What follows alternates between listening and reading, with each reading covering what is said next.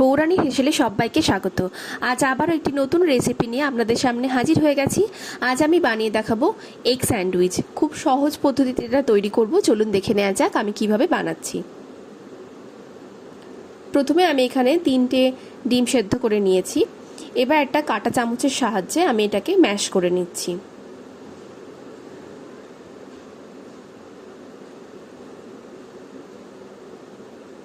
দেখুন খুব ভালো মতনভাবে এটাকে ম্যাশ করে নিয়েছি।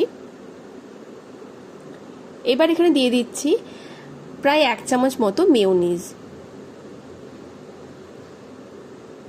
মেয়োনিজটা অবশ্যই আমার বাড়ি থেকে বানানো নয়, এটা বাজার থেকে কেনা। এবার দিয়ে দিচ্ছি পরিমাণ মতো লবণ আর সামান্য পরিমাণে গোলমরিচের গুঁড়ো।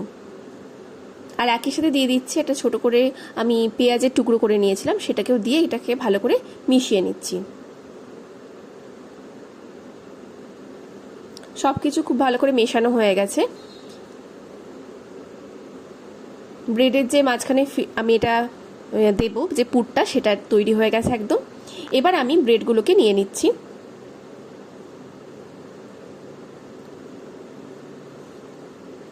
এবার দেখুন ব্রেডের মধ্যে আমি এই পুরটা, যেটা ডিমের যে পুরটা তৈরি করেছি, সেটাকে ভালো মতন চারিদিকে ছড়িয়ে দিচ্ছি।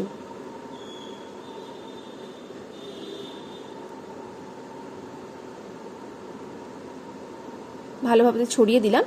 এবার আর একটা ব্রেড দিয়ে এটাকে আমি ভালো করে চাপা দিয়ে দিচ্ছি। চাপা দিয়ে আমি মাঝখান থেকে কেটে দিচ্ছি। এটা চাইলে আপনারা নাও কাটতে পারেন।